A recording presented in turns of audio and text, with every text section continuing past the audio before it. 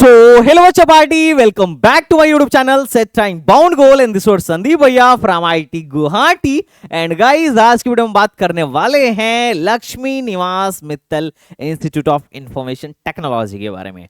और ये वीडियो भाई बच्चों के डिमांड पर बन रही है क्योंकि बहुत सारे बच्चे कंफ्यूज थे, क्योंकि मोस्ट ऑफ द प्राइवेट कॉलेजों की काउंसलिंग चल रही है, थापर का भी चल रहा है और अभी आज मणिपाल का रिजल्ट आया है। साथ ही साथ बहुत सारे बच्चे वीआईटी के फेज 2 में भी बैठ रहे हैं। फेज 1 की काउंसलिंग वीआईटी की निपट गई और बहुत सारे बच्चों का था कि भैया थोड़ा कंपेयर करते चलना कि जो टॉप के प्राइवेट इंस्टीट्यूट्स हैं इसमें से कौन सा वाला ज्यादा बेटर है और हमें किसे अपने रडार पे रखना चाहिए। तो बहुत सारी काउंसलिंग्स हैं। प्राइवेट की काउंसलिंग तुम्हें पता है पहले ही शुरू हो जाती है और जो कि ऑनगोइंग है, और उसके बाद अभी अपने स्टेट गवर्नमेंट और जे एडवांस के बाद जोसा सीसैब की शुरू होगी। मेन तो भैया मोस्ट ऑफ द कैंडिडेट्स के लिए जोसा और सीसैब ही होता है, लेकिन जोसा सीसैब के अलावा भी अगर हमारा बजट है तो बहुत सारे पेरेंट्स प्राइवेट में भी अप्लाई करते हैं और ये वीडियो मैं उन्हीं के लिए बना रहा हूं। तो गाइस, अगर मैं बात करूं तो ये कॉलेज जाना जाता है अपने कोडिंग कल्चर के लिए। बहुत अच्छा कोडिंग कल्चर है, प्लेसमेंट स्टैटिस्टिक्स भी ठीक है। जो जिस चीज को लेकर भाई मेरे को इस कॉलेज से शिकायत रहती है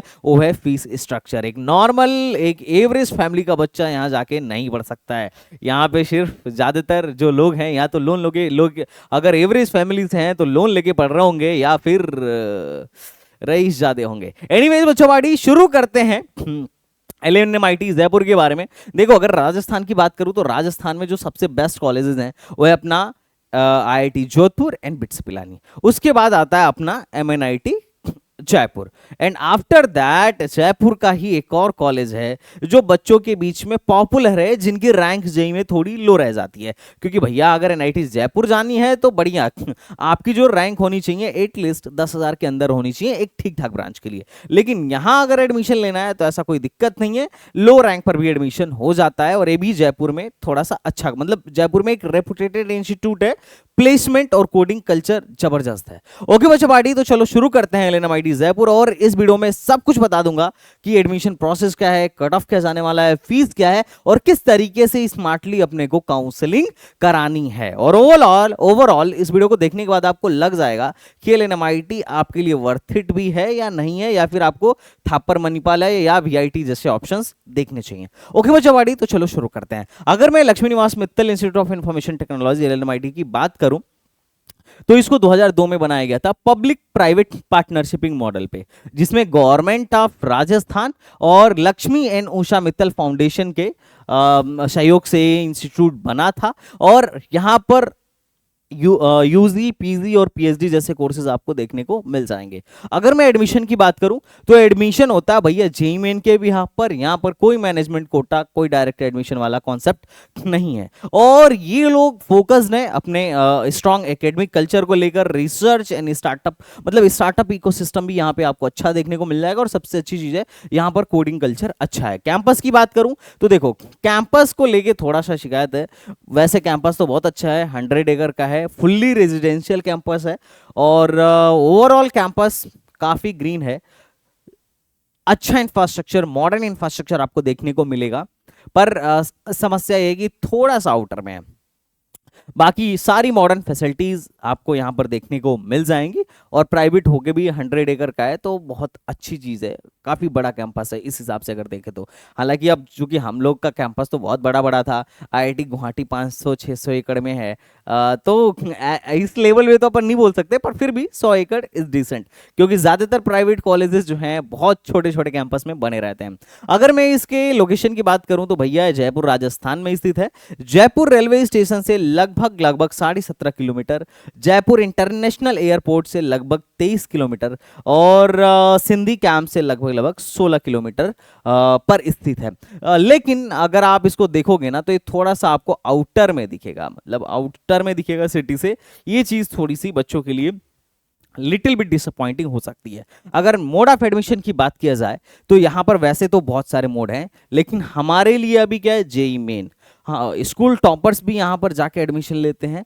गल्फ कंट्री के जो हैं वो जो वहाँ पे रह रहे हैं या काम कर रहे हैं वो लोग डासा के थ्रू भी एडमिशन लेते हैं। और यहाँ पर lateral entry BTech second year में भी डायरेक्ट एडमिशन होता है। लेकिन अभी आज की वीडियो में हम बात करने वाले हैं जेईई मेन के थ्रू भैया क्या कट ऑफ जाने वाली है, किस तरीके से एडमिशन होगा और ओवरऑल बाकी सारी चीजें जो हम डिस्कस करेंगे, जो पहले मैं बताया हूं। अगर मैं बात करूं यहां पर सीट मैट्रिक्स की, तो प्यारी चीज ये है कि बहुत भीड़ नहीं है as compare to VIT. VIT में आज के टाइम पे 7,000 बच्चे हैं, जिसमें से 5-6 हज़ार तो मतलब मोटा मोटी आपको सिर्फ सीएससी में बच्चे देखने को मिलेंगे। और चाहे थापर हो गया, थापर में भी फर्स्ट ईयर में इंटेक लगभग मोर देन 2,000-2,500 है। मणिपाल में भी काफ़ी बड़ा इंटेक है, लेकिन उससे अगर कंपेयर करें तो यहाँ पे ब्रांचेस काफ़ी कम है। सिर्फ 3 ही ब्रांच है, एक तो कंप्यूटर साइंस है, और दूसरा कम्युनिकेशन एंड कंप्यूटर इंजीनियरिंग है, और तीसरा मैकेनिकल इंजीनियरिंग है। 2 और भी हैं इंटीग्रेटेड, लेकिन 3 ही डिपार्टमेंट हैं। उसके अंदर आप अगर माइनर डिग्री करना चाह रहे हैं रोबोटिक्स एंड ऑटोमेशन में तो भी कर सकते हैं, और स्पेशलाइजेशन अगर आप करना चाह रहे हैं एआई एंड डेटा साइंस में तो भी कर सकते हैं। सीसी में भी सेम चीज़ है कि अगर आपको माइनर करना है रोबोटिक्स एंड ऑटोमेशन में तो भी कर सकते हैं, और आपको स्पेशलाइजेशन में एआई एंड डेटा साइंस में स्पेशलाइजेशन करना है तो भी कर सकते हैं। और इसी के भी साथ है तो लगभग 1 2 3 4 डिपार्टमेंट है मोटा मोटी। मैकेनिकल इंजीनियरिंग में अगर बात करूं तो यहाँ पर भी मैकेनिकल इंजीनियरिंग में भी अच्छी कोडिंग कल्चर आपको देखने को मिलेगी। आप एआई एंड डेटा साइंस में आप माइनर डिग्री कर सकते हैं, और आप स्पेशलाइजेशन अगर आपको करना हो तो आप रोबोटिक्स में भी specialisation, AI and robotics and automation में अपनी स्पेशलाइजेशन कर सकते हैं। टोटल अगर मैं सीट की बात करूं तो सीएससी में 240 सीट है, सीसी में 120 सीट है, और ईसी में 180 सीट है, और मैकेनिकल इंजीनियरिंग में 60 सीट है। ये है बीटेक के प्रोग्राम। बाकी प्रोग्राम फीस के बारे में बात करूं तो देखो बहुत महंगा है। मैं आपको एक माइंड सेट बना देता हूं। अगर आप यहां से बीटेक करना चाह रहे हो तो टोटल 4 साल का खर्चा आप 28 से 30 लाख मान के चलो, मोटा मोटी 25 से 30 लाख तो मान ही लो, इतना तो आपका खर्च हो ही जाएगा। बाकी सेमेस्टर वाइज आपको फीस देना होता है। हॉस्टल और जैसे अगर इनका आप ये देखोगे ट्यूशन फीस तो पर सेमेस्टर 2,57,000 है, और हॉस्टल वगैरह लेके फर्स्ट ईयर में ही आपको 3 लाख समथिंग आपको फीस देना पड़ेगा, मतलब 3 लाख समथिंग फीस देना पड़ेगा। एक साल में लगभग 6.5 लाख आपका हॉस्टल वगैरह लेके फीस पड़ जाएगा। और मजे की बात यह है, जो चीज़ और डिसअपॉइंटिंग मेरे को लगती है, हर साल लगभग 8-10% ये लोग फीस बढ़ाते जाते हैं। तो मोटा मोटी इतना माइंडसेट बना के चलिए कि अगर आपको इधर एडमिशन लेना है तो इतना 25 से 30 लाख आपका इधर खर्च होने ही वाला है। अगर मैं बात करूं स्कॉलरशिप की तो देखो स्कॉलरशिप देखने में बड़ा कूल एंड काम लगेगा कि जेई एडवांस वालों को भी स्कॉलरशिप मिलती है, और सीजीपीए बेसिस पर भी स्कॉलरशिप मिलती है, नीड बेस स्कॉलरशिप भी मिलती है, और फाइनेंशियल एड भी है, और एक्सटर्नल स्कॉलरशिप जो गवर्नमेंट देती है, UP government, MP government, AICT, Pragati scholarship, वो तो है ही है। तो लेकिन ये देखने में कूल लग रहा है पर लेना उतना ही टफ है। जैसे बात करें नीड बेस स्कॉलरशिप, तो यहाँ पर नीड बेस स्कॉलरशिप के लिए एलिजिबिलिटी है कि अगर आपके पेरेंट्स की इनकम 1 लाख से कम है, आपके पास बीपीएल कार्ड है, या पेरेंट्स की इनकम 1 लाख से कम है, तो आपका फुल ट्यूशन फीस माफ हो जाएगा। लेकिन ये ध्यान से समझिएगा, बिलो पॉवर्टी लेवल स्कॉलरशिप इसको बोलते हैं। इसमें क्या है कि सबका माफ नहीं होगा। अगर मान लेते हैं 100 लोग 1 लाख से कम इनकम सर्टिफिकेट वाले हैं, तो उसमें से कुछ ही लोगों का माफ होगा। उसके लिए आपको अप्लाई करना पड़ेगा और कमेटी डिसाइड करेगी। आप इसको कतई आईआईटी जैसा मत समझिएगा। जैसे आईआईटी में क्या है, आपके पेरेंट्स की इनकम 1 लाख से कम है तो पूरा का पूरा ट्यूशन फीस माफ, चाहे 10 बच्चे अप्लाई करें तो 10 का माफ, और 100 बच्चे अप्लाई करेंगे तो 100 का माफ। वहां पे ऐसा कोई लिमिटेशन नहीं है, पर यहां पे लिमिटेशन है बहुत ही, मतलब गिने चुने बच्चों का, जिनको कमेटी डिसाइड करेगी। सिर्फ ये स्कॉलरशिप उन्हीं को मिलने वाली है, और उसमें से भी है टॉप 20 बच्चे को स्कॉलरशिप देंगे, लेकिन 35,000 पर सेमेस्टर की स्कॉलरशिप देंगे अगर उनका ऑल इंडिया रैंक 5,000 से कम है। भाई पहली बात तो 5,000 से कम ऑल इंडिया रैंक अगर तुम्हारी जेईई एडवांस में है तो एलएनएमआईटी जाने का कोई मतलब ही नहीं बनता है, पहली बात। लेकिन ये स्कॉलरशिप कितनी देंगे? 35,000 पर सेमेस्टर, जो कि बहुत कम है यार। भाई 6 लाख फीस लग रही है जहाँ ना, जिस बच्चे की 6.5 लाख, उसका 35,000 से कुछ बहुत ज़्यादा इधर उधर नहीं होने वाला है, ठीक है। और उसके बाद उसके पहले टॉप को 35 देंगे, उसके नेक्स्ट टॉप को 30,000 पर सेमेस्टर देंगे, और उसके नेक्स्ट टॉप को 25,000 पर सेमेस्टर देंगे। तो ये जेईई एडवांस के बेसिस पर है। जेईई मेंस के बेसिस पर भी है, जहां पे आप देख सकते हो कि 97 परसेंटाइल से अगर आपका ज्यादा है तो आपको 50% फी वेबियर मिलेगा, लेकिन सीजीपी आपका 8.5 से ज्यादा होना चाहिए और पेरेंट्स की इनकम 1 लाख से कम होना चाहिए। अब उसमें भी समस्या है कि किसको मिलेगा और किसको नहीं मिलेगा, एक कमेटी डिसाइड करेगी, डिपेंड ऑन योर परफॉर्मेंस। मतलब कुछ सेलेक्टेड बच्चों को ही मिलता है, ऐसा नहीं है कि अगर आप एक क्राइटेरिया फुलफिल भी कर रहे हो तो सबको मिल जाएगा। तो ये सारी चीजें स्कॉलरशिप के भरोसे मत जाना। मैं ये नहीं कह रहा हूं ये सही नहीं है, ये बहुत ठीक है, स्कॉलरशिप देना बच्चों को बहुत अच्छी चीज है, उनका भी भला हो जाता है जो मेधावी हैं और थोड़ा सा फाइनेंशियल सपोर्ट चाहते हैं। लेकिन अगर कोई बच्चा सिर्फ इसके भरोसे चला गया, स्कॉलरशिप के भरोसे, तो वहां पे मामला ठीक नहीं है। स्कॉलरशिप मिलता है, एक्टिव रहना, अप्लाई करना, स्कॉलरशिप लो, लेकिन इसके भरोसे नहीं रहना, ठीक है। एनीवेज नेक्स्ट बढ़ते हैं, अब बात करते हैं कॉलेज के प्लेसमेंट्स के बारे में, क्योंकि अगर फीस लगभग आप 6-6.5 लाख एनुअली दे रहे हैं तो फीस प्लेसमेंट स्टैटिक्स भी मैटर बहुत ज्यादा करता है। अगर मैं बात करूं तो ये 2025 का डेटा है। पहले तो मैं आपको एनआईआरएफ डेटा दिखाता हूं। एनआईआरएफ डेटा में अच्छी चीज देखिए, आप ध्यान से समझिएगा। एनआईआरएफ डेटा है लेटेस्ट 2024 में जो इन्होंने सबमिट किया है, वो डेटा है 501 बच्चे इनके यहां से ग्रेजुएट हुए और जिसमें से 407 की जॉब लग गई। तो परसेंटेज प्लेसमेंट आप देखेंगे ना तो आपको बड़ा पसंद आएगा कि बढ़िया है। और मीडियन सैलरी कितना है, मीडियन सैलरी 13 लाख है। और यहां पर आप देखेंगे 2022 में 470 वो हुए थे और उसमें से 168 की जॉब लगी और मीडियन सैलरी जो थी 12 लाख के आसपास थी। तो अगर परसेंटेज प्लेसमेंट आप देखेंगे तो उसमें कॉलेज आपको, तो ये इनका ऑफिशियल एनआईआरएफ डेटा, जिसमें आप देखेंगे कि 2023 में लगभग मोटा मोटी ठीक ठाक इनका परसेंटेज प्लेसमेंट भी अच्छा रहा। और अगर ओवरऑल में बात करूं तो मीडियन सैलरी भी ठीक ठाक रहा। नेक्स्ट बात करते हैं लेटेस्ट 2025 में जो चल रहा है इनके यहाँ। तो इन्होंने लिखा है कि 85% बच्चे जो है मोटा मोटी प्लेस्ड हो गए हैं और 366 कैंडिडेट 2025 में अभी तक फुल टाइम प्लस इंटर्नशिप को लेकर प्लेस्ड हुए हैं। हाईएस्ट पैकेज अभी जो गया है 52 एलपीए का गया है, मीडियन सैलरी 10 एलपीए का गया है, एवरेज पैकेज 11.6 सेट का और टोटल जॉब ऐसा है। और अगर आप अभी 2025 का ब्रांच वाइज बात करोगे तो ब्रांच वाइज आप देखो, इसी में 11 लाख का एवरेज पैकेज है, मीडियन सैलरी 10 लाख का है और हाईएस्ट सैलरी जो है 44 एलपीए का है। और सीएससी में अभी हाईएस्ट 52 का गया है और एवरेज सीएससी में 12.5 का गया है और मीडियन सैलरी 10 का गया है। तो ओवरऑल अगर आप देखो तो सीएससी और सीसी दोनों में प्लेसमेंट सिनेरियो ठीक है। ईसी का थोड़ा सा इस साल ज्यादा अच्छा आपको देखने को मिल रहा है, लेकिन सीसी जो है कम्युनिकेशन एंड कंप्यूटर इंजीनियरिंग, इसमें कोडिंग कल्चर वगैरह थोड़ा सा एज कम्पेयर टू ईसी ज्यादा है, मतलब कोडिंग वगैरह का पोर्शन ज्यादा है, तो यहाँ पे प्लेसमेंट्स थोड़ा सा आपको ज्यादा अच्छा देखने को मिलता है। अगर यही चीज मैं देखूं लास्ट ईयर 2023 के डेटा को, है ना, 2023 के डेटा को, तो 2023 में अगर आप देखोगे तो 2023 में सीसी का एवरेज पैकेज 14 लाख था और ईसी का एवरेज पैकेज 12 लाख था और मीडियन सैलरी 11 लाख यहाँ पर आपको ईसी का देखने को मिलेगा और सीसी का आपको 12 लाख का देखने को मिलेगा। और सीएससी में एवरेज पैकेज 2023 में इनके यहाँ से 16 लाख था और बाकी हाईएस्ट पैकेज आप यहाँ पे देख सकते हो।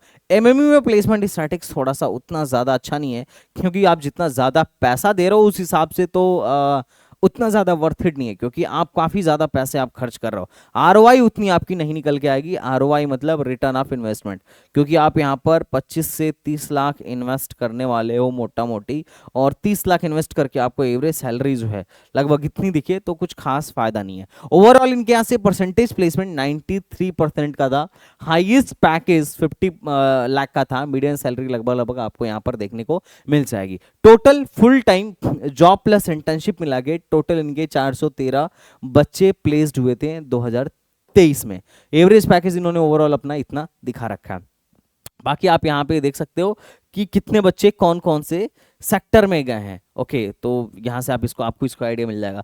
तो ये रहा आपके 2024 का प्लेसमेंट, ये रहा आपके 2023 का प्लेसमेंट और ये रहा आपके 2022 का प्लेसमेंट। 2022 में भी इनका प्लेसमेंट काफी अच्छा था।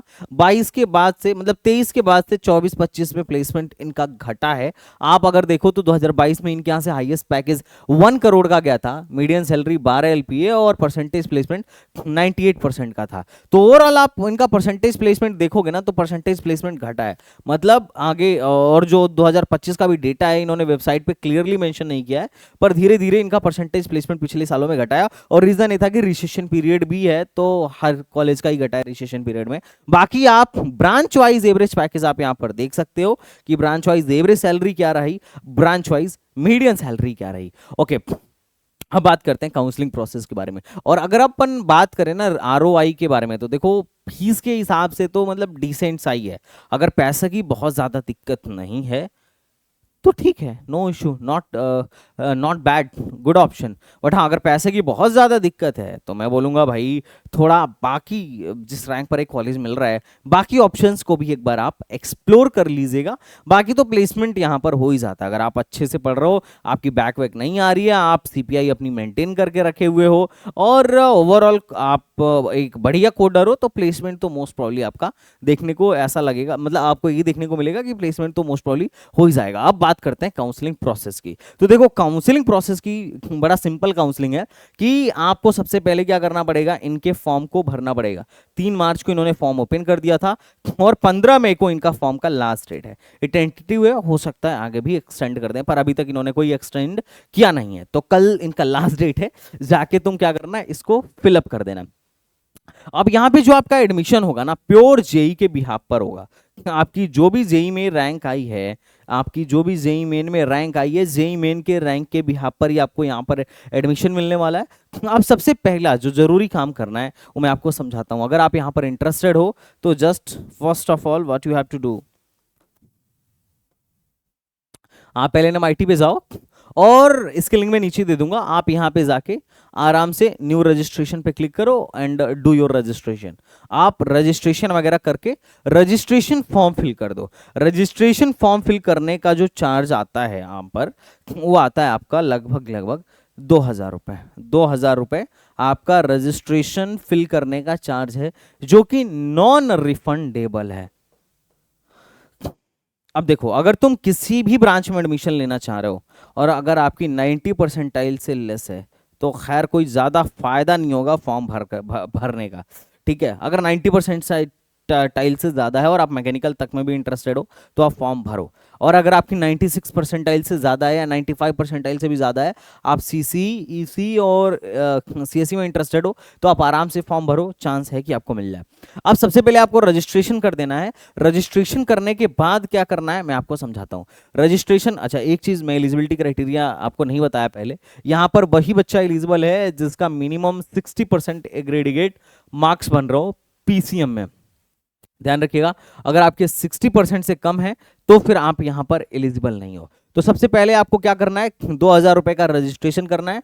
फीमेल हो तो आप 1,000 रुपए का रजिस्ट्रेशन कर लो। अब रजिस्ट्रेशन के बाद ये लोग अपना कट ऑफ रिलीज करेंगे। ये क्या करेंगे, अपना कट ऑफ रिलीज करेंगे, और अगर आप उस कट ऑफ के अंदर आते हो तो फिर आपको काउंसलिंग में बैठने देंगे। सबसे पहले रजिस्ट्रेशन करना है। रजिस्ट्रेशन के टाइम पे ये लोग चॉइस फिलिंग पूछ लेंगे, वो चॉइस फिलिंग अभी मैं आपको बता दूंगा। तो रजिस्ट्रेशन करना है, रजिस्ट्रेशन 2,000 रुपए का होगा। उसके बाद आपको कट ऑफ का वेट करना है। जनरली ये लोग जून के फर्स्ट वीक में ही अपना कट ऑफ रिलीज कर देंगे। अगर आप उस कट ऑफ के अंदर आते हो तो काउंसलिंग का मौका मिलेगा और आप काउंसलिंग कराओ। काउंसलिंग कराने के बाद अगर आप कट ऑफ के अंदर आते हो तो आपको काउंसलिंग कराना पड़ेगा, और काउंसलिंग के लिए इनको फिर से फीस देना पड़ेगा।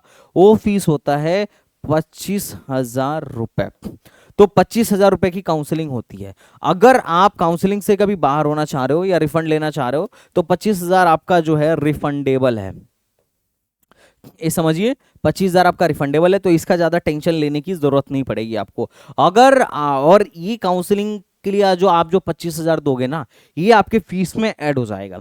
तो सबसे पहला है आपने रजिस्ट्रेशन करा, फिर कट ऑफ में आ गए तो काउंसलिंग करा, काउंसलिंग के लिए काउंसलिंग फीस दिया। अब जब आप काउंसलिंग फीस देके आप काउंसलिंग में आगे बढ़ोगे तो आपको सीट अलॉट करेंगे लोग। अब जब सीट अलॉट करेंगे तो सीट अलॉटमेंट के बाद से आपको क्या करना पड़ेगा, बाकी का फीस पूरे सेमेस्टर का जो भी इनका 3,25,26,000 जो भी है इनका, बाकी का सारा फीस आपको देना पड़ेगा।